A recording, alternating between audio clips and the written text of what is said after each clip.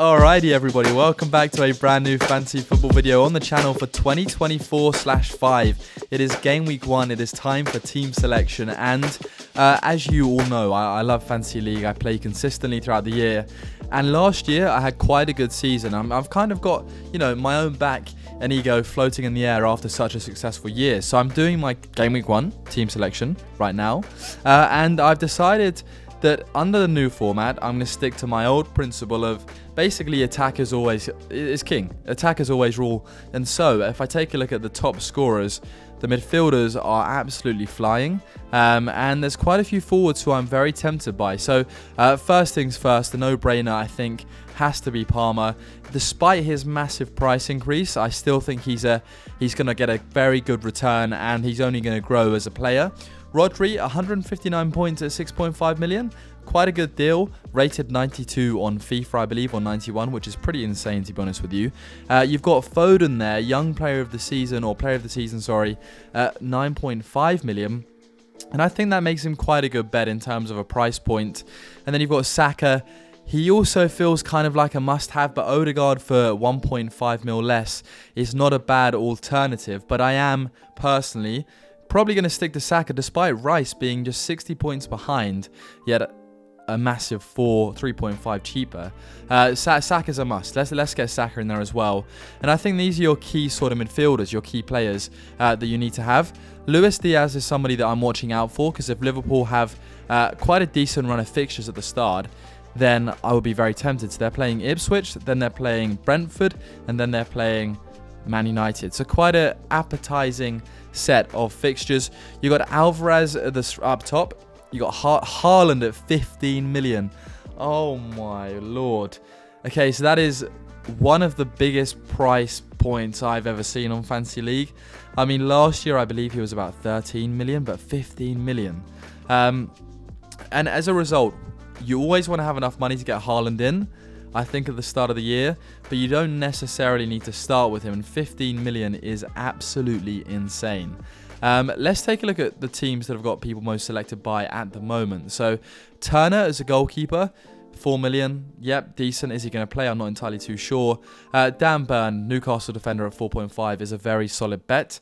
Saw quite a lot of hype around Anderson for Palace. Trippier at 6 million. Yeah, do you know what? If he gets on the old goals and the sort of score sheet, he's a very good buy. And then Brentford keeper, 4.5, is pretty decent. Gordon and Eze. Eze's an interesting one. Elise is obviously going to Bayern, so is Eze going to be as dangerous? Is he going to get as many assists? Is he going to score as much? Because Eze really was the sort of great combination with Elise. So there's that boundary there that's now been broken. I do like the look of Nkunku for Chelsea, so I'm going to get him in as well. João Pedro at 5.5 million. That is a bit of a good price range based on last year, but is he going to start? Is he going to play? Had a fantastic start of the season, but definitely trailed off towards the end. The Brentford fixtures at the start, what are they looking like? Because Tony could be quite a good bet. Palace, followed by Liverpool, which is a tough one, followed by Southampton. I like the look of Tony. I think he looked dangerous in the Euros despite not getting much game time. I think that he's going to be quite a good candidate going forward. I also like the look of Alexander-Arnold purely for his attacking prospects, and then Liverpool are going to be an interesting team to watch at the start of the year. Darwin Nunez, what is his price point? Because this could be at 7.5 million. I do think he's quite good. It's just always depending on, is he going to start? Is he not going to start? Is he going to start? But for now, let's get Nunez in. I like the looks of this, and I might swap out Diaz for somebody else. If we take a look at Spurs, now Spurs, Son is obviously their main man. Maddison, I think if he's put in the work during pre-season, could be a very good bet. Same for Brennan Johnson. It just depends who's going to start out of Johnson, Maddison. Son is obviously good, but he's at quite a high price point. And so with 29 million left in the bank, I'm going to take a look at a few of the defenders now. I always like to go relatively cheap on defence and goalkeepers. Obviously, Areola for West Ham's not a bad shout. Pickford for Everton obviously had a great season last year, top scoring goalkeeper. But the thing is, are Everton going to keep that many clean sheets? Well, he's definitely going to get a lot of save points. I also back Man City and Edison to do quite well, and at 5.5 million again, that is quite a good price point. Ortega has gone up to 5.5 million as well, which is quite interesting.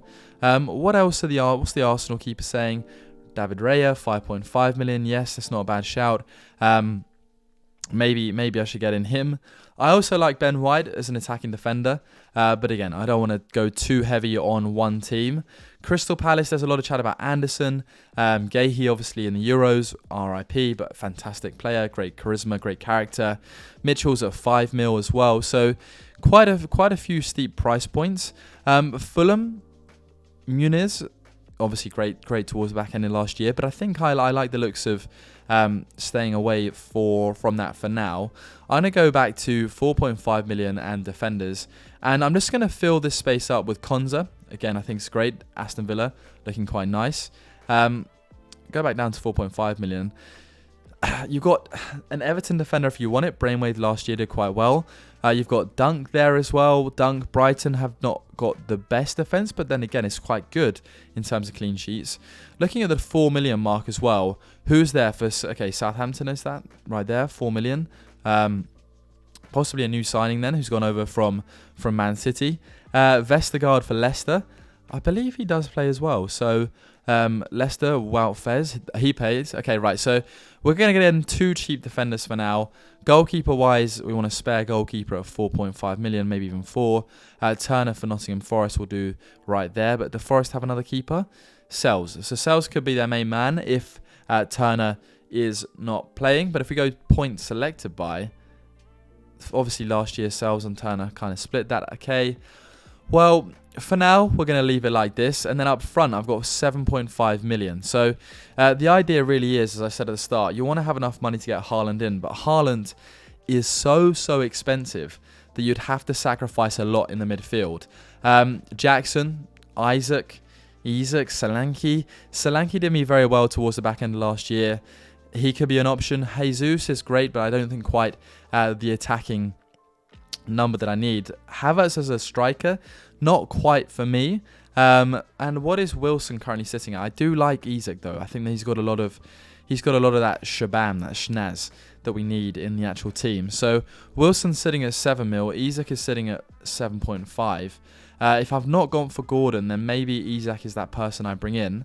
Midfield wise, I'm only missing, I'd say, I'm missing your Liverpool attack if I get rid of Darwin Nunez. So what I might do is stick it like this. Stick it on point like this. Now, if I go back over to Liverpool, maybe I get rid of Arnold and I get in Van Dijk instead, and that fills up my price point gap.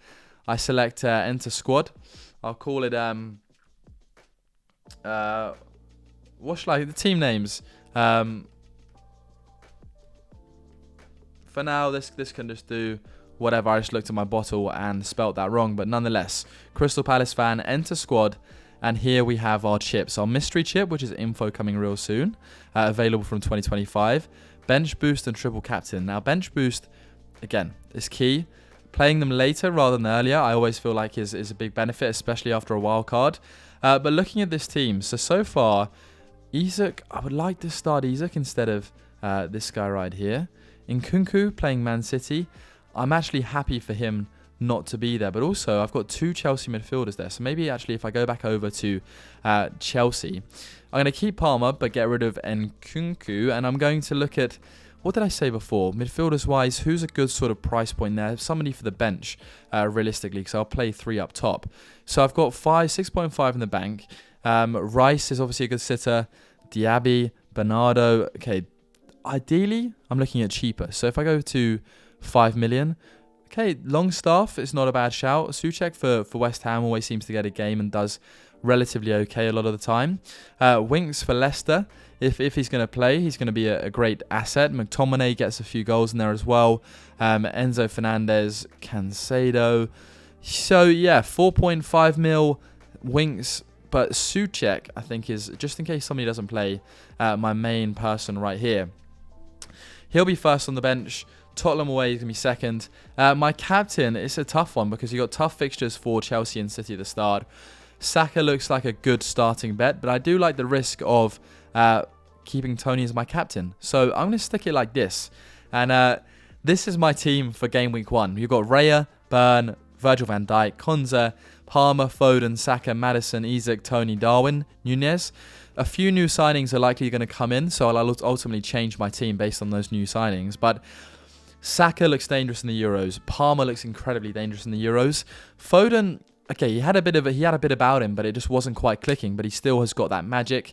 And then Liverpool attack, they need something. Salah is obviously still there, but quite a high price point. But I backed Darwin in his second season to really get the ball rolling and score those points. So I've got 3 differentials probably in the team, being Darwin, being Konza, and being Burn. Everybody else is relatively set in most teams. Tony, I'd say, is probably slightly on the less selected side, 12%.